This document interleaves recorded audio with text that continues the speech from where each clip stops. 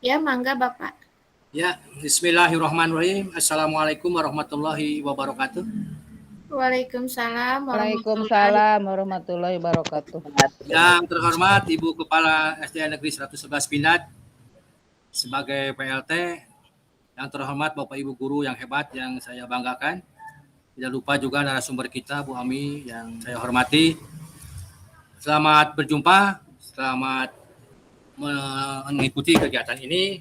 Itu pemenuhan tentang tugas guru penggerak dengan penyampaian materi yaitu pengimbasan aksi nyata budaya positif. Nah, dalam sesi ini saya sudah susun acara yang begitu ringkas disesuaikan dengan batasan waktu. Yang pertama sambutan dari yang terhormat Ibu Kepala, kemudian yang kedua langsung pemateri menyampaikan materinya, yang ketiga ada sesi tanya jawab yang nanti saya batasi hanya untuk 2 penanya. Itu saya kira acara yang akan kita ikuti hari ini, dan mari kita buka bersama-sama acara ini dengan bacaan basmalah. Bismillahirrahmanirrahim. Ya, baiklah, untuk mempersingkat waktu, kita beri kesempatan kepada yang terhormat Ibu Kepala untuk memberikan sambutan. Kami persilakan. Terima kasih Pak Ansori selaku pembawa acara. Bismillahirrahmanirrahim. Assalamualaikum warahmatullahi wabarakatuh. Waalaikumsalam warahmatullahi wabarakatuh. Selamat sore Bapak dan Ibu. Semoga hari ini Ibu dan Bapak selalu mendapat kebahagiaan. Amin ya Rabbal Alamin. Amin. Amin. Alhamdulillah pada hari ini kita bisa bertemu muka, berpandang wajah ya, walaupun melalui layar, melalui medsos secara virtual pada kegiatan webinar kecil pengimbasan budaya positif calon guru penggerak. Untuk kesempatan ini saya merasa senang sekali bahwa kegiatan ini menurut saya sangat positif sekali, sangat bagus sekali. Saya sangat mendukung sekali acara ini, dan tentunya kita bisa sharing, bisa menimba ilmu dari rekan kita yang pada hari ini atau pada sore ini sebagai narasumbernya yaitu Bu Ami ya. Jadi Bapak dan Ibu silahkan untuk memanfaatkan waktu ini, webinar ini untuk kita mendapatkan ilmu yang bermanfaat, kita sharing dengan narasumber, dan tentunya juga pesan saya juga kepada narasumber agar bisa mengajak rekan-rekannya ya, lalu juga memotivasi rekan-rekannya yang mudah-mudahan tahun depan itu yang masih punya kesempatan itu bisa semua menjadi guru penggerak ya. Amin. Juga saya ucapkan terima kasih pada semuanya yang bisa mendukung pada acara ini. Mudah-mudahan menjadi amal ibadah yang diterima oleh Allah Subhanahu wa Ta'ala, dan juga mudah-mudahan acara ini berjalan dengan lancar sampai dengan selesai dan kita mendapatkan ilmu yang bermanfaat. Amin ya Rabbal Alamin. Amin ya Rabbal Alamin. Itu saja ya sambutan dari Ibu. Terima kasih. Wabillahi taufik wal hidayah. Wassalamualaikum warahmatullahi wabarakatuh. Waalaikumsalam warahmatullahi wabarakatuh. Terima kasih sekali Ibu Kepala, walaupun singkat, cukup padat, cukup jelas memberikan sambutan dalam acara ini.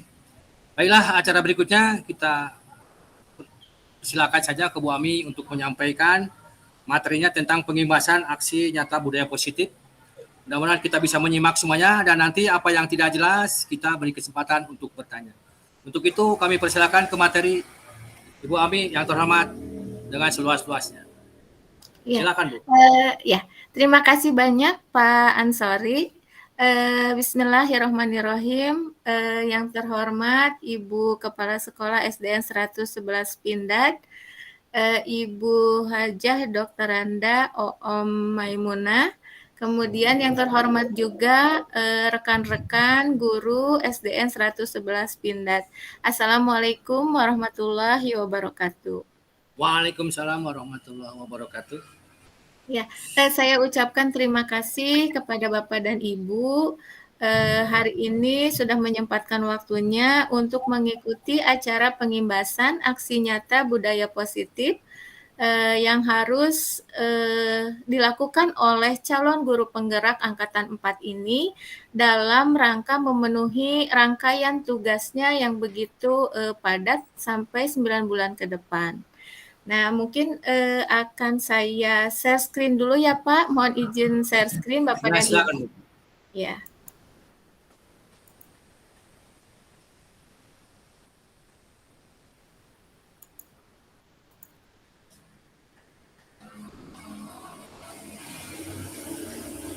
Mohon maaf, sudah muncul belum ya Pak? Belum, Ininya. Neng. Oh, belum? Belum, Neng. Ya, Belum muncul. belum Boleh muncul ya? kameranya atau harus buka, Bu Am? Kenapa, Bu? Harus buka atau tutup kamera? Kamera dibuka buat, nah ini udah muncul ya? Ya, muncul, Bu. Udah muncul, Bu. Nah, Ya. iya, iya. Nah, mungkin ini adalah kegiatan pengimbasan aksi nyata budaya positif Bapak dan Ibu yang memang harus dilaksanakan oleh calon guru penggerak di semua angkatan, terutama mungkin yang sekarang sedang berlangsung adalah angkatan 4. Nah, saya juga di sini mendapatkan bimbingan Bapak dan Ibu dari fasilitator saya ini yang bernama Bapak Ponco Susilo, SPDM OR. Kemudian saya juga mendapat bimbingan dari pengajar praktik saya, yaitu Ibu Dewiana Agustina, SPD. Nah, dari bimbingan dari beliau ini, maka saya dapat melaksanakan pengimbasan aksi nyata budaya positif ini. Mungkin saya akan sekilas menjelaskan alur dari budaya positif ini.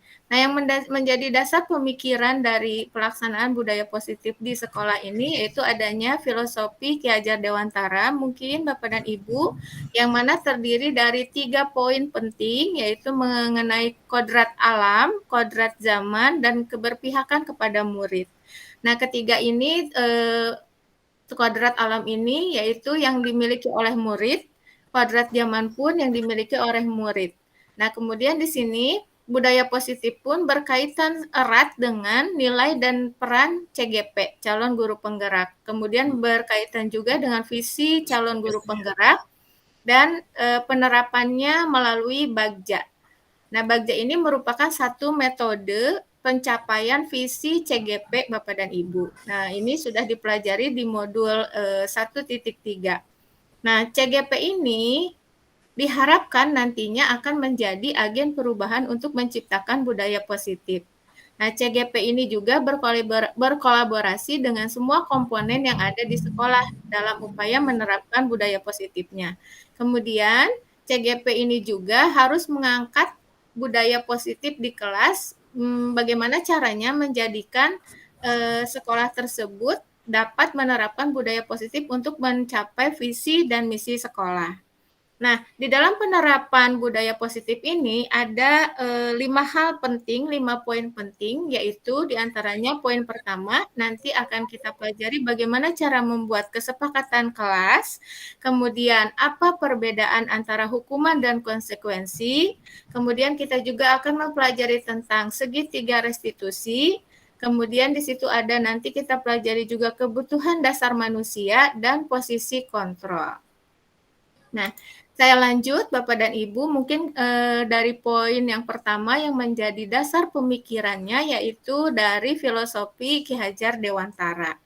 Nah, Ki Hajar Dewantara ini memiliki filosofi pendidikan bahwa pendidikan itu merupakan tempat persemaian benih kebudayaan dalam masyarakat. Nah, KHD ini memiliki keyakinan bahwa untuk menciptakan manusia Indonesia yang beradab, maka pendidikan menjadi salah satu kunci utama untuk mencapainya.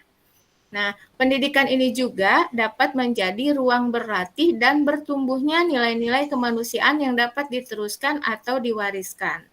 Nah, apa sih tujuan pendidikan itu? Nah, menurut Ki Hajar Dewantara, tujuan pendidikan itu harus dapat menuntun segala kodrat, yaitu yang tadi sudah saya singgung sedikit, kodrat alam dan kodrat zaman yang ada pada anak-anak, agar mereka dapat mencapai keselamatan dan kebahagiaan yang setinggi-tingginya baik sebagai manusia maupun sebagai anggota masyarakat. Nah, pendidikan ini tentu saja berpusat pada siswa.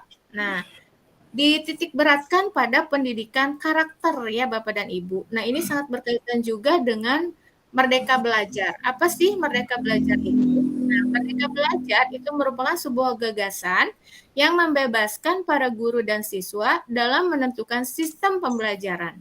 Nah, tujuan dari Merdeka Belajar yaitu menciptakan pendidikan yang menyenangkan bagi siswa dan guru. Nah, Merdeka Belajar juga menekankan pada aspek pengembangan karakter yang sesuai dengan nilai-nilai bangsa Indonesia. Nah, pendidikan karakter ini nantinya akan diharapkan dapat mewujudkan profil pelajar Pancasila. Mungkin nanti akan lebih jauh saya ulas tentang seperti apa profil pelajar Pancasila itu. Iya. Nah, di sini juga ada beberapa poin-poin yang berkaitan dengan filosofi Ki Hajar Dewantara. Nah, di antaranya di sini peran pendidik kita sebagai guru itu diibaratkan sebagai seorang petani atau tukang kebun yang tugasnya merawat sesuai kebutuhan dari tanaman-tanamannya. Nah, tanaman ini dianalogikan itu sebagai siswa ya Bapak dan Ibu. Nah, jadi bagaimana kita dapat merawat apa kebutuhan anak, apa keperluan anak, kita itu diharapkan sebagai guru itu harus tahu dan harus bisa memfasilitasi apa yang dibutuhkan oleh siswa-siswi kita. Nah, tentu saja ini harus berorientasi kepada anak ya Bapak dan Ibu, bagaimana kebutuhan metode belajar siswanya, gaya belajar siswanya, tapi juga harus mengembangkan minat bakat siswa sesuai dengan apa yang ada potensi yang dimiliki oleh siswa. Nah, ini nanti arahannya kepada Merdeka Belajar. Jadi tidak lagi kita sebagai guru itu mengharuskan siswa untuk belajar apa yang diinginkan oleh guru.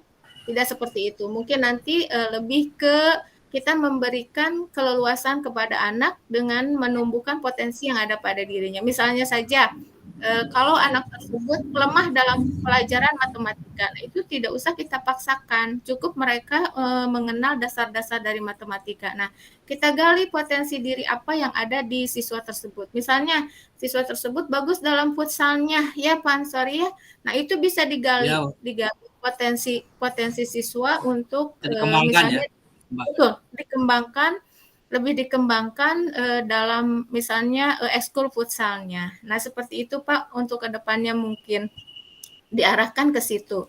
Nah, kemudian KHD juga mengingatkan para pendidik untuk tetap terbuka mengikuti perkembangan zaman yang ada sekarang. Namun tentu saja diselaraskan ya Bapak dan Ibu dengan kultur yang ada di Indonesia. Nah, mungkin itu secara garis besarnya. Saya lanjutkan ya Bapak dan Ibu. Nah, di sini ada 5 poin penting dari Merdeka Belajar. Nah, di antaranya poin pertama itu pendidikan dinamis sesuai dengan zamannya. Nah, jadi mungkin tidak lagi kalau misalnya seperti ini Bapak dan Ibu, menerapkan konsep perkalian itu tidak usah seperti zaman dulu kan ya Bapak dan Ibu harus dihafalkan maju ke depan satu-satu, yang tidak hafal dicepret. Nah, itu tidak seperti itu lagi mungkin sekarang ya Bapak dan Ibu. Kita harus menemukan metode baru bagaimana memperkenalkan konsep perkalian kepada siswa. Nah, poin yang kedua mengerjakan tentu bagi siswa. Poin yang ketiga itu gerakan gotong royong untuk transformasi pendidikan. Poin keempat, pembelajaran berpusat pada peserta didik. Poin yang kelima, pembelajaran untuk budi pekerti. Nah, budi pekerti ini memang berkaitan dengan karakter itu harus selalu diutamakan ya Bapak dan Ibu. Nah, saya lanjut lagi. Semua dasar pemikiran yang sudah saya kemukakan tadi ini merupakan gabungan merupakan penjabaran dari semboyan Ki Hajar Dewantara, yaitu yang pertama Ingarso Sungtulodo, yang artinya di depan guru berposisi sebagai teladan. Kemudian yang kedua, Ingadio Mangunkarso, yang artinya guru bersama peserta didik terlibat aktif dalam kegiatan. Tentu saja di sini kegiatan pembelajaran. Kemudian yang ketiga, Tuturi Handayani, ini artinya guru memberikan motivasi dan dorongan agar peserta didik secara berkelanjutan melakukan aktivitas pembelajaran. Nah, itu merupakan semboyan Ki Hajar Dewantoro yang mungkin sudah tidak asing lagi ya bagi kita Bapak dan Ibu. Mungkin sekarang lebih diterapkan lagi dalam kegiatan pembelajaran kita. Baiklah, saya lanjutkan. Nah, apa sih budaya positif itu? Nah, budaya positif itu adalah kondisi atau suasana sekolah yang kondusif, aman, nyaman, bahagia, penuh kekeluargaan, serta menumbuhkan karakter-karakter positif sesuai profil pelajar Pancasila yang ada pada warga sekolah. Nah, budaya positif ini harus diterapkannya oleh seluruh warga sekolah. Jadi, bukan hanya siswa saja yang harus menerapkan budaya positif. Ya, saya ke slide selanjutnya. Nah, penerapan budaya positif ini nantinya akan berdampak kepada perubahan paradigma belajar, kemudian bagaimana cara kita sebagai guru memotivasi perilaku manusia, maksudnya manusia di sini adalah semua warga sekolah. Kemudian bagaimana juga kita juga harus tahu apa sih kebutuhan dasar dari setiap warga sekolah, terutama di sini mungkin yang lebih dititik beratkan adalah kebutuhan dasar dari siswa ya Bapak dan Ibu. Nah, kemudian bagaimana sih kita menerapkan disiplin positif? Nah, tadi mungkin ada hukuman, ada konsekuensi dan sebagainya. Nah, itu apa perbedaannya? Nah, seperti jadi nanti di budaya positif ini tidak lagi disiplin ini dalam arti disiplin yang keras ya Bapak dan Ibu. Tidak seperti itu. Jadi bukan berupa hukuman, tetapi lebih ke konsekuensi. Nah, seperti itu mungkin untuk penerapan budaya positif. Nah, yang kelima ini di sini ada posisi kontrol restitusi. Nanti mungkin akan saya jelaskan apa itu restitusi. Nah, yang keenam di sini bagaimana kita membuat keyakinan kelas. Keyakinan kelas itu seperti kesepakatan kelas ya, mungkin Bapak dan Ibu. Saya yakin Bapak dan Ibu sudah melakukan kesepakatan kelas, jadi namanya mungkin tidak tata tertib atau peraturan lagi, tapi sekarang namanya dirubah, diperhalus supaya kedengarannya lebih ramah kepada siswa. Jadi dibuat kesepakatan kelas. Nah, seperti itu. Kemudian yang terakhir adalah segitiga restitusi. Nah, saya lanjut ya Bapak dan Ibu. Apa sih perubahan paradigma belajar? Nah, belajar ini kaitannya mungkin dengan Merdeka Belajar ya Bapak dan Ibu. Nah, di mana kita dalam kegiatan pembelajaran itu harus selalu membangun budaya yang positif. Nah, budaya yang positif ini sudah saya jelaskan tadi bahwa menciptakan sekolah yang aman, nyaman, agar murid-murid mampu merdeka. Kemudian salah satu strategi yang perlu ditinjau ulang adalah bentuk disiplin yang selama ini dijalankan di sekolah-sekolah. Seperti saya bilang tadi bahwa jangan lagi berupa hukum, tapi berupa konsekuensi. Kalau konsekuensi istilahnya di perbedaannya dengan hukuman itu, kalau hukuman kan satu arah ya Pak, dari guru kepada siswa berupa hukuman. Kalau konsekuensi itu lebih ke sebelumnya kita membuat kesepakatan yang disepakati antara guru dan siswa. Nah, ketika siswa tersebut nanti melanggar, maka dia akan mendapatkan konsekuensi sesuai dengan yang sudah disepakati. Nah, lebih ke situ Bapak dan Ibu perbedaannya antara hukuman dan konsekuensi. Nah, hal ini itu menurut teori disiplin restitusi dari Diane Gossen. Nah, disiplin itu dikaitkan dengan kontrol, yaitu kontrol guru, bagaimana kita sebagai guru dapat menghadapi muridnya gitu. Jadi jangan sampai murid tuh misalnya datang kesiangan, langsung dihukum, disuruh push up dan sebagainya. Nah, pasti di situ akan menjatuhkan mental anak dan si anak nantinya akan tidak mau sekolah. Nah, seperti itu Bapak dan Ibu. Tidak diharapkan lagi mungkin untuk kedepannya ada hukuman-hukuman yang seperti itu, tapi bentuknya lebih ke konsekuensi. Yang kedua itu adalah motivasi perilaku manusia. Nah, di sini poin-poinnya yang termasuk motivasi perilaku manusia adalah bagaimana menghindari ketidaknyamanan atau hukuman. Nah, di situ harus nanti dibuat kesepakatan. Kemudian bagaimana juga caranya untuk mendapatkan imbalan atau penghargaan dari orang lain. Nah, nanti siswa diberikan pengertian-pengertian poin-poin ini ya Bapak dan Ibu agar memotivasi anak untuk bagaimana nih saya nih kalau misalnya menghindari hukuman atau ketidaknyamanan. Nah, kemudian bagaimana nih saya supaya saya dapat imbalan, penghargaan. Nah, itu lebih ke situ nanti mungkin akan dipelajari. Nah, poin yang ketiga yaitu untuk menjadi orang yang mereka inginkan dan menghargai diri sendiri dengan nilai-nilai yang mereka percaya. Nah, seperti apa? Nah, apa namanya? Poin ini itu seperti apa nanti kita jelaskan kepada siswa terlebih dahulu agar mereka termotivasi untuk berperilaku yang positif. Saya lanjutkan dulu ya Bapak dan Ibu, nanti mungkin kalau ada pertanyaan bisa di sesi tanya jawab. Nah, yang ketiga itu adalah kebutuhan dasar siswa. Kebutuhan dasar siswa itu terdiri dari 5 sebetulnya, mungkin saya akan sebutkan poin-poinnya saja. Di antaranya kebutuhan untuk bertahan hidup di sini. Misalnya memperoleh kesehatan, rumah mungkin ya, kemudian makanan dan sebagainya, hak-hak mereka untuk bertahan hidup. Kemudian mereka juga membutuhkan cinta dan kasih sayang. Nah, mungkin saya rasa kalau tidak hanya siswa kita ya Bapak dan Ibu, kita juga pasti butuh cinta dan kasih sayang dengan teman sejawat agar tercipta hubungan yang harmonis. Nah, kemudian yang ketiga adalah kebutuhan penguasaan. Kebutuhan penguasaan ini lebih kepada pengakuan atau pengakuan atas kemampuan kita. Nah, seperti itu Bapak dan Ibu. Kadang-kadang kita memerlukan kebutuhan dasar itu. Nah, yang ketiga adalah kebutuhan dasar kebebasan. Di sini tentu saja dalam menentukan pilihan-pilihan, tapi pilihan-pilihan itu masih dalam batas-batas yang tentu saja yang positif.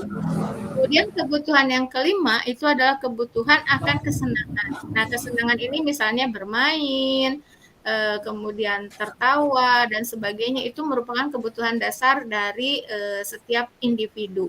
Nah, mungkin pasti di sini anak-anak pun butuh seperti itu. Saya lanjutkan Bapak dan Ibu. Yang keempat itu adalah disiplin positif. Nah, disiplin positif ini menurut pemikiran Ki Hajar harus sejalan dengan pandangan Diane Gosen. Dalam bukunya Restructuring School Discipline tahun 2021 ini menyatakan bahwa arti kata disiplin itu berasal dari bahasa Latin atau disiplina. Nah, yang artinya itu belajar. Jadi disiplin itu sebetulnya artinya adalah belajar, bukan menerapkan kekuasaan, memperlihatkan kekuasaan dari satu pihak ke pihak yang lain. Bukan seperti itu ya Bapak dan Ibu disiplin. Selama ini mungkin termasuk saya juga salah arti dalam pengertian disiplin ini. Nah, kata disiplin ini juga berasal dari akar kata yang sama dengan disiplin atau murid atau pengikut. Nah, untuk menjadi seorang murid atau pengikut, seseorang itu harus paham betul alasan mengapa mereka mengikuti suatu aliran atau ajaran tertentu, sehingga motivasi yang terbangun adalah motivasi intrinsik, bukan ekstrinsik. Jadi mungkin secara bahasa mudahnya ya Bapak dan Ibu, bahasa sederhananya mungkin ketika kita memerlukan belajar, ketika siswa sadar bahwa saya itu harus belajar gitu. Nah, ketika dia sadar saya itu harus belajar, maka dia akan dengan sendirinya mengikuti aturan-aturan yang ada dalam kegiatan pembelajaran tersebut. Nah, kita itu sebagai guru wajib itu untuk memotivasi siswa agar terbangun hal-hal yang seperti itu. Jadi, saya ini butuh belajar. Nah, berarti saya ini harus mengikuti aturan-aturan yang ada dalam kegiatan pembelajaran. Nah, lebih ke situ Bapak dan Ibu mungkin membangun bagaimana disiplin yang positif. Jadi bukan disiplin yang memaksakan kehendak guru kepada siswa. Sehingga kadang-kadang beberapa siswa yang tidak mau belajar atau kadang-kadang tidak mau sekolah juga. Nah, mungkin itu karena cara guru menerapkan disiplin yang bagi mereka itu mungkin terlalu keras. Bisa jadi seperti itu ya Bapak dan Ibu. Diharapkan untuk kedepannya nanti itu tidak seperti itu lagi. Kurikulum kita nantinya arahnya tidak seperti itu. Baiklah Bapak dan Ibu, saya lanjutkan lagi. Ini yang kelima adalah posisi kontrol restitusi. Nah, kontrol restitusi ini Ada 5 posisi ya Bapak dan Ibu, yaitu tindakan, perkataan, akibat, pola perilaku, dan motivasi yang berkembang. Nah, di sini sebetulnya ada contoh-contohnya Bapak dan Ibu, mungkin nanti saya bisa perbanyak untuk bisa dipelajari oleh Bapak dan Ibu, bagaimana sih guru sebagai penghukum satu nih posisinya. Biasanya ada yang memarahi langsung, mengkritik, ya, menyakiti, menggunakan kata-kata yang menyakiti siswa. Ada juga guru yang kedua misalnya dia seolah-olah membuat siswa tuh merasa bersalah dengan cara mendiamkan, kemudian ataupun menceramahi terus tanpa dikasih tahu apa sih yang telah diperbuat. Jadi kalau bisa justru kita harus memunculkan membuat si siswa itu sadar sendiri apa yang kesalahan dia, tapi tidak dalam bentuk menceramahi. Kemudian yang akhirnya hal-hal tersebut justru dapat membuat siswa itu sangat merasa bersalah gitu ya Bapak dan Ibu, dan akhirnya rasa percaya dirinya itu akan hilang.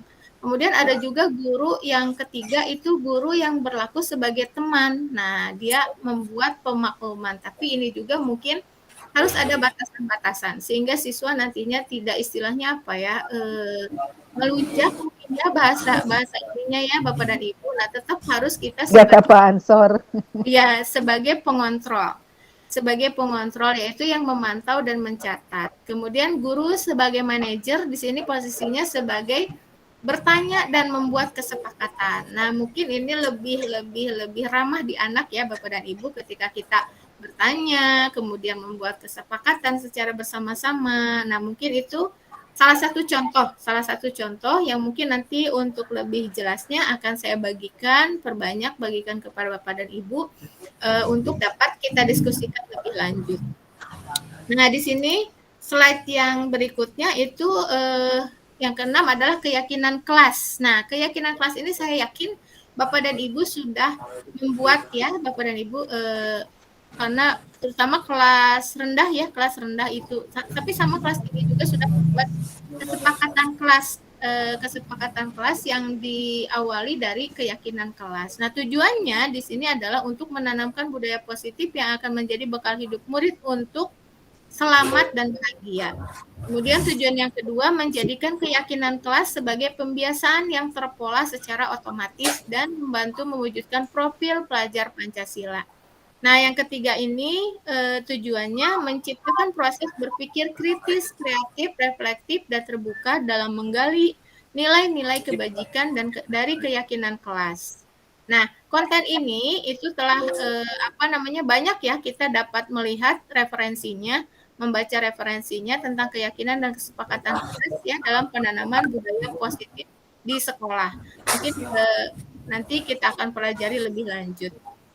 Nah, ini slide yang terakhir Bapak dan Ibu, yaitu segitiga restitusi. Apa sih restitusi itu? Nah, restitusi itu adalah proses menciptakan kondisi bagi murid untuk memperbaiki kesalahan mereka, sehingga mereka bisa kembali pada mereka dengan karakter yang lebih kuat. Nah, di sini maksudnya ketika kita ingin menciptakan budaya positif, misalnya kepada siswa yang selalu datang terlambat, nah, kita itu tidak langsung memberikan hukuman, tapi kita mengajak siswa tersebut berkomunikasi dengan bertanya latar belakang mereka selalu kesiangan, misalnya anak tersebut selalu kesiangan. Nah, kita ajak komunikasi, tanya jawab. Nah, ketika kita mengetahui latar belakangnya, maka kita ajak siswa tersebut untuk bagaimana sih kita supaya menciptakan kondisi ini tuh tidak terulang lagi, agar kesalahan-kesalahan yang dia lakukan itu bisa diperbaiki. Nah, di situ kita membuat kesepakatan kepada siswa. Nah, di sini segitiga restitusi ini lebih ke contohnya bertanya tentang apa sih alasannya kamu melakukan itu. Nah, itu kemudian apakah ada cara yang lebih efektif untuk mendapatkan apa yang kamu butuhkan misalnya. Pertanyaannya ini contoh-contohnya banyak sekali ya Bapak dan Ibu. Lebih ke validasi tindakan yang salah, kemudian menanyakan keyakinan. Jadi misalnya menanyakan keyakinan tuh gini, menurut kamu kalau kamu datang kesiangan itu melanggar aturan atau tidak. Nah, seperti itu Bapak dan Ibu, sehingga nanti si anak akan termotivasi, oh iya, saya salah ya. Nah, itu jadi kesalahan tuh betul-betul disadari dari dirinya, tapi bukan dijudge oleh guru. Nah, mungkin itu Bapak dan Ibu penjelasan dari saya, walaupun sangat singkat, mungkin waktunya ini sebetulnya tidak cukup untuk menjelaskan materi yang sekian banyak Bapak dan Ibu, tapi mungkin memang kita terpatok oleh waktu ya Bapak dan Ibu, mungkin nanti bisa di sesi tanya jawab ya Pak Ansor ya, atau mungkin untuk lebih jauhnya nanti saya bisa bagikan di sekolah, diperbanyak di sekolah untuk dipelajari, kemudian nanti bisa kita diskusikan sama-sama. Mungkin begitu Bapak dan Ibu, mohon maaf atas segala kekurangan. Terima kasih banyak. Wabillahi taufiq wal hidayah. Wassalamualaikum warahmatullahi wabarakatuh. Waalaikumsalam warahmatullahi wabarakatuh.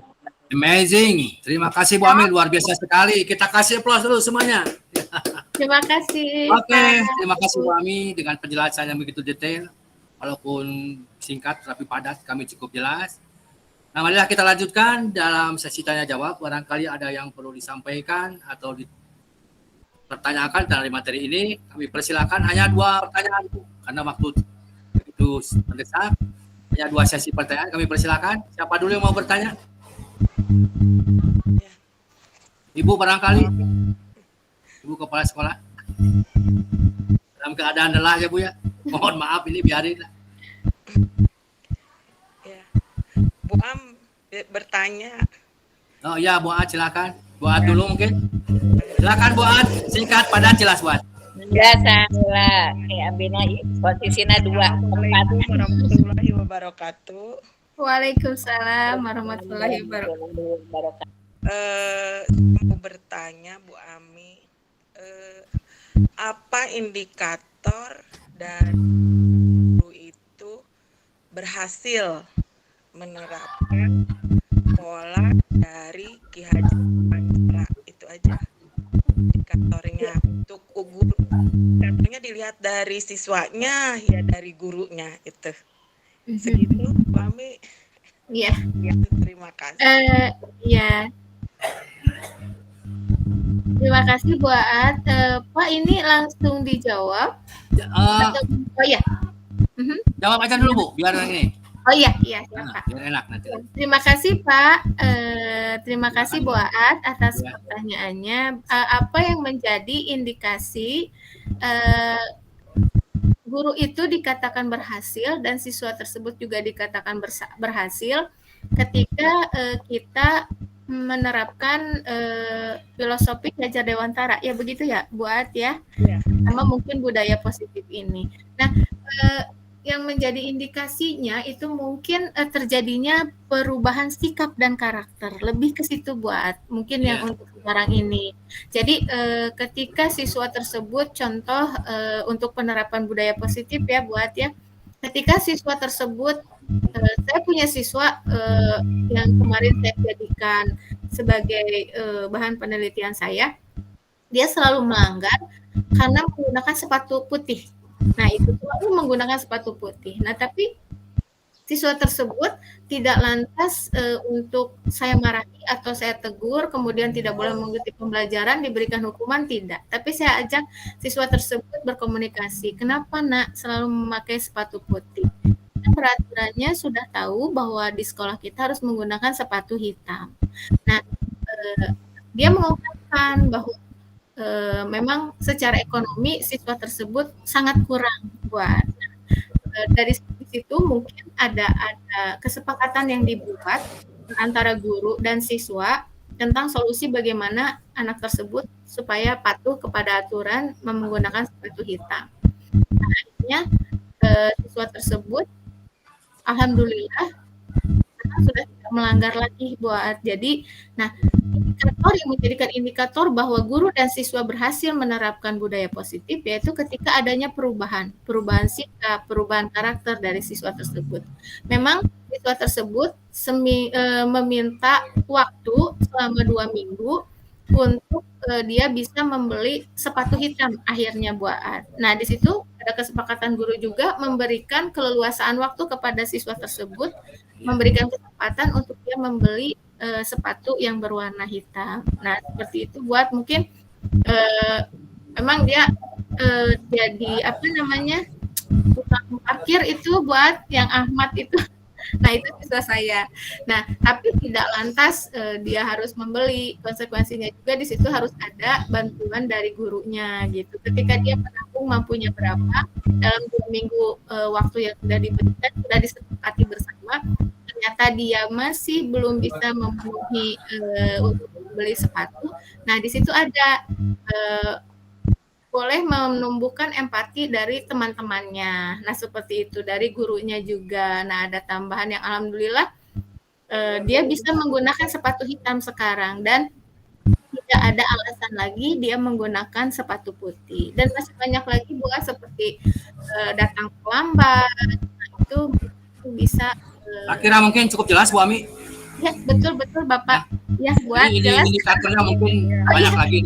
Ya, betul Pak. Iya. Terima Karena ini kasih keterbatasan waktu. buat Jelas buat ya, nanti kita bisa diskusi di sekolah. Nah, Terima kasih buat atas penjelasan. Kemudian kami ke Ibu yang tercinta. Dipersilakan Bu. Barangkali ada pertanyaan, masukan.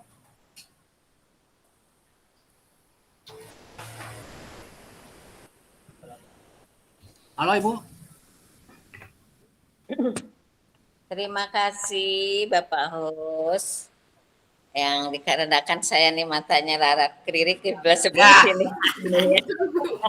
Ya Bu. Jadi sebetulnya daya tangkapnya pun agak kurang ya, tetapi dari segi mungkin untuk yang tadi disampaikan oleh pemateri, pada intinya seluruhnya juga sebetulnya kita selalu melakukan dalam sehari-hari ya. betul. Hanya mungkin tidak tahu apa itu namanya, ini itu apa. Dalam keseharian segala sesuatunya itu adalah sudah kita lakukan. Lantas juga dari segi pengalaman ya, pengalaman kita juga memang pengalaman kita bahwa di lapangan itu memang siswa itu akan bermacam-macam, dari 30 siswa maka 30 juga karakter siswa. Saya di sini tidak ada pertanyaan sih sebetulnya, cuman masukan aja, saran. Saran tentunya bukan hanya untuk pemateri, tapi bukan buat kita sendiri. Di mana saran ini juga saya akan ungkapkan berdasarkan pengalaman diri saya sendiri. Bahwa untuk meraih anak itu memang betul tadi apa yang dikatakan oleh pemateri, bukan hanya untuk dibully ataupun dicegah ataupun apa, tetapi bagaimana kita sebagai pendidik pendekatan kepada anak itu sendiri. Tetapi banyak sekali yang saya lihat ya akhir-akhir ini itu yang sekarang itu banyak yang memang mungkin waktunya yang tidak cukup, sehingga untuk pendekatan kepada anak itu cukup dengan mengetahui saja lalu menyarankan. Tetapi buat semuanya ada baiknya itu seorang guru itu dekat dengan siswanya itu, misalnya ya, kalau kita nih kita sudah punya catatan sebagai guru nih, anak yang bagus, anak pintar, anak yang diam, anak yang nakal itu yang memang jangan dibully, jangan dikata-katain, tetapi coba kita berusaha mendekat, duduk bersama dengan anak-anak, apalagi nanti secara sudah bisa normal kita makan bersama, kita tanya ya. Nah, itu adalah hal-hal yang sangat bagus dilaksanakan oleh guru untuk dari hati ke hati ya, untuk mengetahui, karena tidak semua, apalagi anak sekarang itu sudah pandai loh menyimpan rahasia, sudah pandai berbohong ya. Kadang kala juga kita mengutik-ngutiknya itu agak susah, anak ini agak bandel gitu ya. Nah, itu saya sarankan hanya itu saja, dari guru ke anak, siapapun yang dewasa dengan yang dewasa, tetap dari hati kita harus menggunakannya ya, untuk pendekatannya biar enak, nyaman, dan insya Allah saya sudah merasakan bahwa anak yang bagaimanapun kita memakai hati, pendekatannya anak insya Allah menjadi nurut karena kita harus yakin anak manusia itu pasti ada perubahannya seiring dengan pengalamannya, dengan usianya, dengan waktu orang itu akan berubah, ya. Terima kasih Bu Ami, Mbak Ami sangat hebat sekali. Terima kasih buat semua ya. Ya, terima kasih Bu. Masukannya Bu Ami, masukan sangat berharga Bu Ami ya itu. Silakan Ya, Bu Ami Pak, tanggapi. betul. Ya, terima kasih banyak Ibu, masukannya sangat berharga bagi saya. Pengalaman dari Bapak Ibu yang senior pasti lebih banyak ya Bapak dan Ibu. Hatur nuhun pisan. Ya.